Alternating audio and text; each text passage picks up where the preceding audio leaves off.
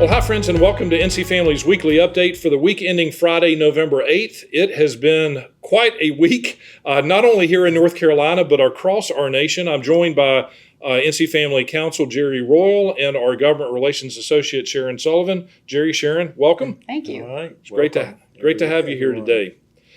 Well, Tuesday night, the eyes of the nation were absolutely on North Carolina as polls closed for the 2024 general election. And the Old North State did not disappoint. Not only did voters turn out in almost record levels, despite the widespread destruction in the western part of the state by Hurricane Helene, but North Carolina lived up to its billing as a highly competitive battleground state. It sure did. Yeah, it's amazing how the people of Western North Carolina, in the midst of all that they have been or continuing to face, came out in such strong numbers. Well, you're so right, Jerry. And what we're going to do today is take a look at the election results in North Carolina. We'll also look at that kind of from the federal standpoint and also the state standpoint. But we also want to look at some very important constitutional amendments that were considered in states across the nation that are quite significant. So we'll get to those in a little bit. But Jerry, you're absolutely right. It was really an amazing display of resiliency and just determination by especially voters in the western part of the state. There were in this general election over 5.6 million votes cast out of over 7.76 million registered voters in the state. That's amazing. So that equates to like a 73% turnout rate in North Carolina for this general election. To the best of my knowledge, in recent history, and I'm talking decades, the highest voter turnout rate we've had in North Carolina was 75% in the 2020 general election. And so this almost rivaled that with all the destruction and challenges that Hurricane Helene brought onto our state. So kudos to voters across North Carolina for a determination to get out and act on their civic responsibility to vote. Exactly. Yeah. So as a result of North Carolina voters getting out to vote, of course, the state sided with former President Donald Trump and our 16 electoral votes that helped to position him to return to the White House in our nation's capital. And this is a fairly rare occurrence where you have a president who will soon be serving a second non-consecutive term. I think it was back to Grover Cleveland where this happened before. So it's a rare circumstance, but just a really heavy battle for president, of course, running against current Vice President Kamala Harris. And just a few years ago, it seems people were saying that couldn't happen. And here we are. Yeah. Well, it's interesting that North Carolina sided with President Trump in the 2020 presidential election, but that margin was only about 75,000 votes. And in this election, President Trump bested Kamala Harris by over 200,000 or close to 200,000 votes. So a pretty significant increase in vote and support there. So, so it's all but assured, and I think it's probably assured that President Trump will be returning to the White House for this next 4 years. So in addition to that, North Carolina did not have a U.S. Senate contest on the ballot, but it looks like Republicans have taken control back of the United States Senate, possibly by a couple of seats. And this has been a really close margin in our nation's capital in the U.S. Senate. But it looks like that Republicans took back a number of seats there, and so they will have an advantage there. And we're still waiting to see, as far as the U.S. House is concerned, where the balance of power is going to fall there. It's looking like Republicans have the momentum in their favor, but there's still a number of races that are still too close to call in states across the nation. Right. Yeah. Jerry? No, I was going to say, it's interesting to see because, and I know polling can be helpful, but I don't think anybody came close to predicting the kind of outcomes that we've seen at all levels. Well, North Carolina is certainly contributing to Republicans potentially taking control or maintaining control in the United States House.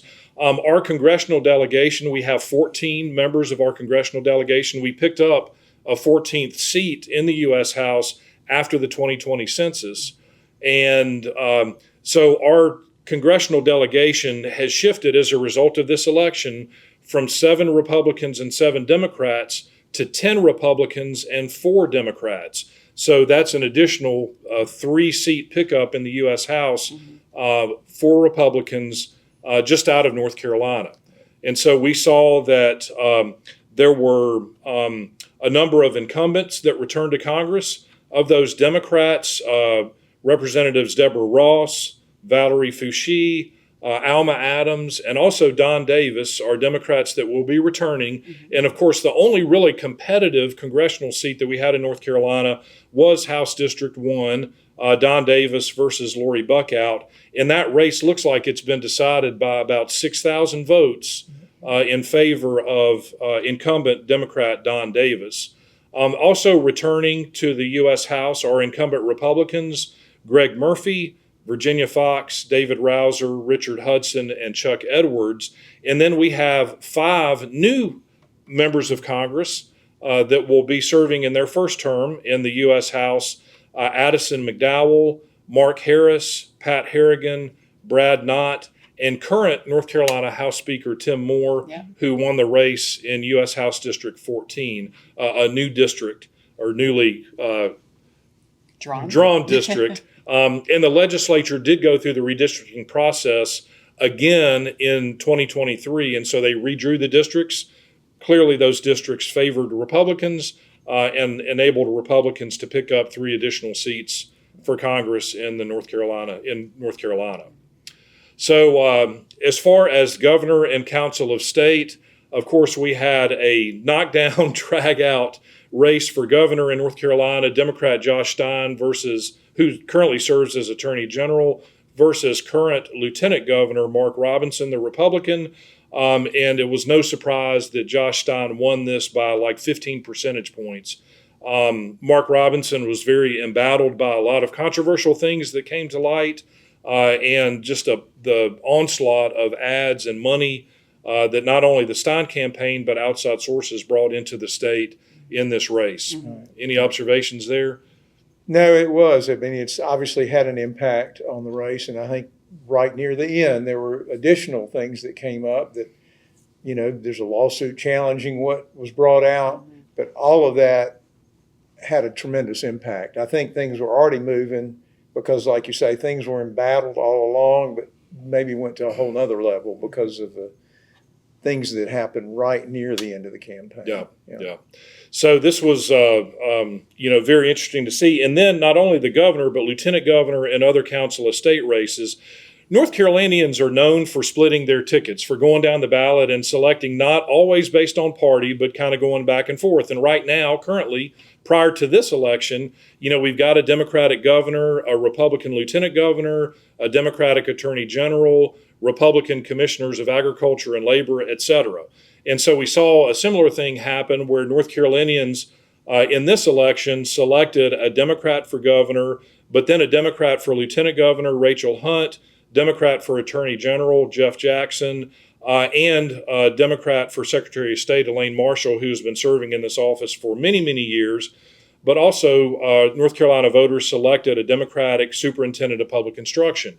But at the same time, also selected Republicans for state auditor, for commissioner of agriculture, for commissioner of insurance, commissioner of labor, and state treasurer.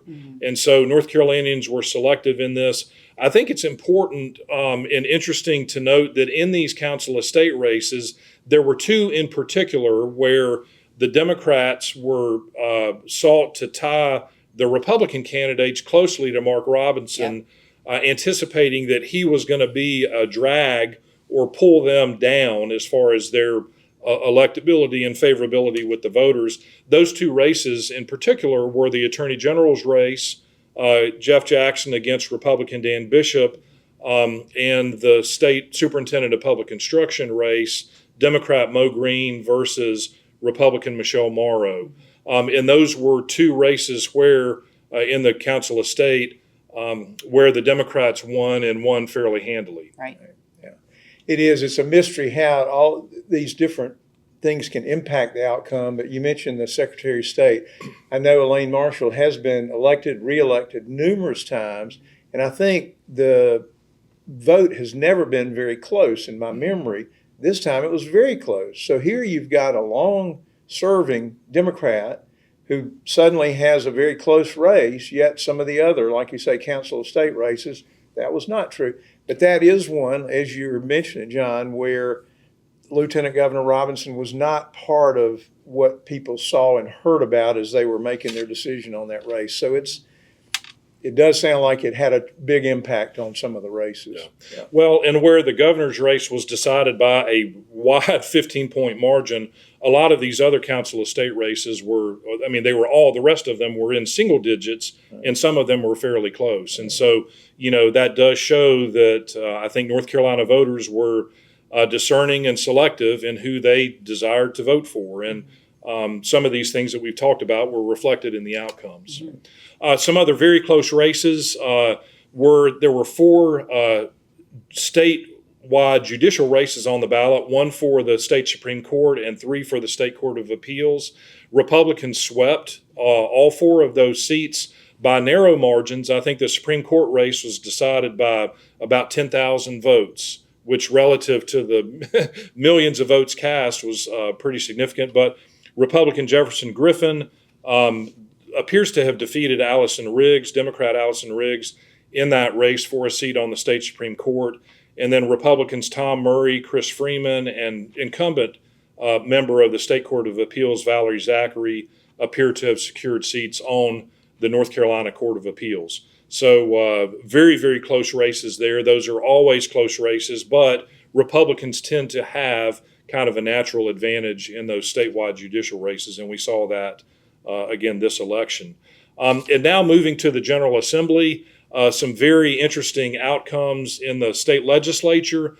And this is really important to kind of unpack this a little bit, because knowing that we have a Democratic governor coming in, and we currently have a Democratic governor in North Carolina, but also with a Republican majority in the General Assembly, the seat count in the State House and the State Senate are particularly important, because that will determine in large part whether or not Republicans are going to be able to get much done. And if the governor is inclined to veto a lot of bills, the vote count really determines whether or not the Republicans have the ability to override the governor's veto or not. And we've seen that in the last 4 years here in North Carolina, where in the 2021-22 legislative session, Republicans did not have veto-proof supermajorities. The governor vetoed, I think, 22 bills during that 2-year biennium, and Republicans were unable, the legislature was unable to override any of those vetoes. But then in this last term, after formerly Democratic House member Tricia Cotham switched parties from Democrat to Republican, she gave the House Republicans a veto-proof supermajority, and they were able to override all 19 vetoes that the governor stamped on bills that they had passed during the 23-24 legislative session. So the vote count's really critically important. Right. A world of difference. I mean, because Yes. it's, and that's where people go, well, this again, I think we're gonna look at the fact how every vote counts, every election counts, and makes a big difference in what happens with the policies that affect the citizens of North Carolina. Yeah, and the type of policies that we're talking about are major pro-life initiatives, bills that codified parental rights, bills that prohibited gender transition surgeries and the administration of puberty blockers and cross-sex hormones on minors in North Carolina, as well as, help me out, some of the other... Men and women's sports. Yes, the Save Women's Sports bill in North Carolina, and also requiring age verification for access to pornographic websites. All the prior bills, except for the last one that we mentioned, were vetoed by the governor, and the General Assembly was able to come back and override those. And so that just shows how important it is for what the numbers look like in the State House and the State Senate. So let's talk about that just briefly. In the State Senate, it appears that Republicans did just hold on to a veto-proof supermajority, capturing 30 out of the 50 seats in the state Senate. There are two of those seats, or not those seats, but two additional seats that are currently too close to call. Jerry, you referenced this. One of those seats, a Wake County or northern Wake County seat, between the election between Republican Ashley Adams and Democrat Terrence Everett. Adams leads that race by only 38 votes out of over 120,000 votes that were cast. Mm-hmm. And so that's yet to be seen. That could give Republicans an additional seat in the state Senate. There's also another race in Senate District 42, where the Democrat Woodson Bradley leads the Republican Stacey McGinn by only 27 votes. And so depending upon which way that goes, that could potentially be an even additional seat for Republicans, but that seat is being, or that race is being led by the Democrat at this point. Mm-hmm. So we expect that there will be recounts in at least those two races in the Senate, but it appears that the Republicans did maintain just barely a supermajority in that chamber. Mm-hmm. And we're talking about, as you say, John, tens of thousands of votes, and it has come down to that small a margin. Yep. Mm-hmm. Yeah. So, in the House, very similar to what we saw in the 2020 or after the 2022 election, it appears that Republicans have fallen again just one seat short of maintaining a supermajority there. There are a couple of Republican incumbent members who lost their races, one Democratic incumbent who lost their race, but these recounts and the counting of provisional ballots could potentially sway the outcome there, but it does look like, again, the House fell one seat short of a supermajority, and that will potentially determine what Republicans are able to get done as far as when they come into the 2025 General Assembly and have an agenda, what they're going to be able to get done. And they may, again, have to reach across the aisle and try to pull some Democrat votes over, either a potential party switch like we saw with Tricia Cotham, or more likely, trying to appeal to some Democrats to vote in favor of veto overrides or expected veto overrides from incoming Governor Josh Stein on priorities that the Republicans have that the Democrats may not necessarily share. And it has happened before. It's not an unheard of thing. It just is going to be a little harder. Yes, yeah. It is rare for various reasons. One, I know sometimes maybe the sense is people who even vote one way on a bill, when it comes to override, feel like they're going against the governor. But as you say, it has happened. It's rare. But and one thing, too, that keeps popping in my mind, I know we're pointing to the fact that the governor and the legislature can disagree on various things, which obviously shows up in the form of a veto. But I know I always am reminded there's a whole lot that happens in government where they all agree on good things. Yeah. But it does boil down to this, especially on a lot of the issues that we work on that you mentioned earlier, John. And that's why, we point to that, but we also, I guess, want to affirm the fact that a lot of what happens in government is good, sometimes almost unanimous vote on. Mm-hmm. Very true. And often we hear from the mainstream media about the controversies and the hot button issues, but there's a lot that takes place and goes on behind the scenes where there's a lot of agreement, camaraderie, collegiality, that sort of thing. So very good point, Jerry. Well, those are kind of a quick update on the election results in North Carolina. Sharon, there were a number of constitutional amendments, especially on the life issue in states across the nation. We didn't have that question on our ballot, but tell us a little bit about what happened across the country with respect to these constitutional amendments, either affirming abortion in the Constitution or seeking to protect life. Sure, I'd be happy to. So after the Dobbs decision, which overturned Roe v. Wade, states are taking it upon themselves to set some of the boundaries for abortion. There were 10 states that had life measures on their ballots this general election for 2024. 3 of them, sadly only 3, but 3 of them did lean the pro-life way. And so we definitely want to give a shout out to those states and just tell them how much we appreciate everyone that went out to vote for these. So in Florida, they had a higher threshold than some of the other states do to have a constitutional amendment. I think they were a 60% threshold. And Jerry, I think we talked about it earlier. I think you said it was 57. Yeah, we're 56 or so percent that did vote, unfortunately, to not protect life, but to protect abortion. And as I know, some people say it this way, it's protecting death instead of life.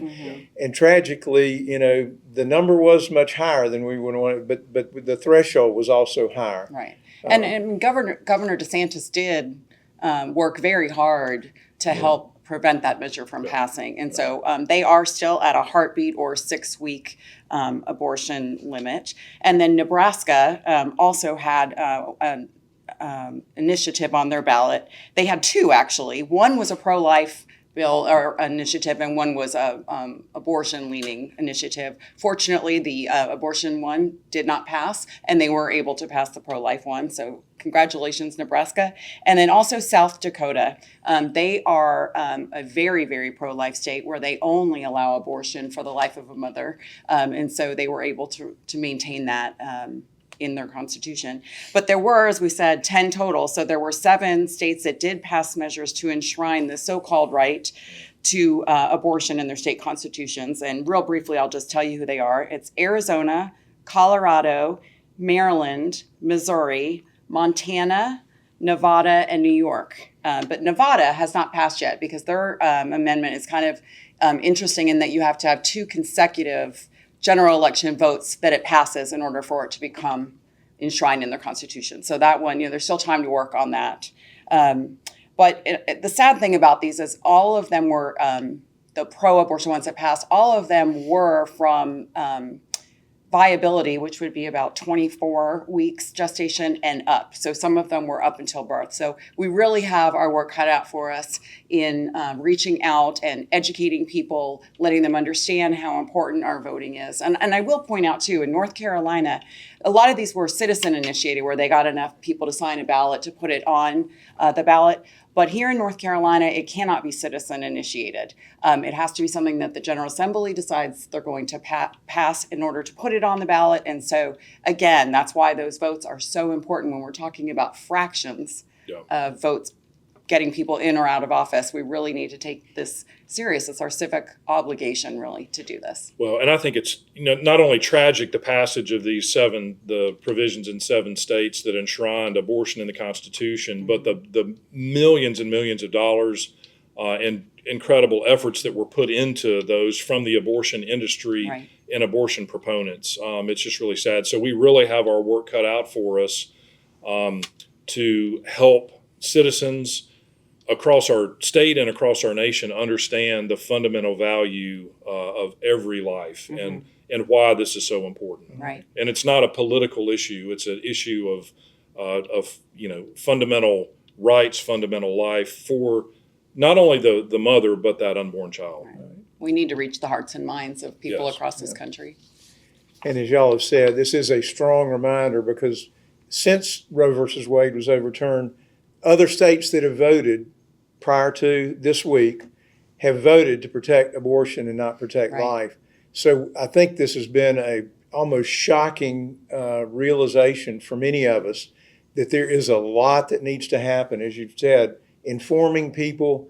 But we all know that at the root of it is God changing people's hearts and minds to recognize, yes, this is life starting at conception. And I know God even says before he forms us in our mother's womb, that's the awareness that needs to happen. And so we're saying that to reinforce how we all need to continue to work together, to pray together, that God would work, minister through each of us, ourselves, all of you, to help encourage, inform, and pray that God will change people's hearts and minds to protect life. Well, Sharon and Jerry, thank you for the information on that. Jerry, one other issue that was on the ballot in several states was the legalization of marijuana. Tell us real briefly what happened there. Right. Of course, that's another issue we have worked on. Some of the vote this week was on recreational. Thankfully, 3 of the states that voted on that voted no. Again, it was a situation in Florida. There was a higher threshold. The support is troubling that is there in these states. And again, it's another opportunity for us to be involved to help inform, encourage people. Our focus here in North Carolina has been on medical. I think with recreational, apparently the trend seems to be more and more people are hearing about the harms, the negative impact on all citizens, but in particular on children, brain development, a lot of things that are thankfully people are becoming more and more aware of. Here in North Carolina, our main efforts have been to fight back against the medical, and that's where we continue to say there's none of the medical groups in our country support marijuana as medicine. But all this, the general public is hearing a whole lot of other messages. I think I read in one of those votes, and I don't want to misstate, but I think it was like the industry medical marijuana, not the medical, but the recreational, $140 million, over that much in one state was devoted to that effort. That's incredible. And so the battle is raging in a lot of these areas. But again, the reminder, we're all called to be witnesses, to speak the truth in love. Yeah. Well, we're out of time for this week, but friends, we just want to say thank you so much for your participation, for your support, for your partnership. I know we made lots and lots of appeals throughout this election season for folks to be educated, to be engaged, to get out and vote. And to pray, most importantly, to pray. And, we did see kind of a mixed bag of results here in North Carolina. We're grateful for the victories, for the wins, for the positive things. We mourn for the losses. But in the midst of all that, we know that God is sovereign over all things, that He is the one who appoints our leaders, and that He graciously calls us into partnership with Himself to pursue things that He is seeking to do in our communities, in our families, in our state, and in our nation. And so that is something that we just need to continue to seek to be faithful with. So we're grateful for your support. We're grateful for your partnership, especially as we pursue our vision of a state and nation where God is honored, religious freedom flourishes, families thrive, and life is cherished. So with that, Jerry, Sharon, thank you for all of your efforts, for your prayers, and your faithful work. And friends, we look forward to seeing you next week. So thank you all, and God bless you.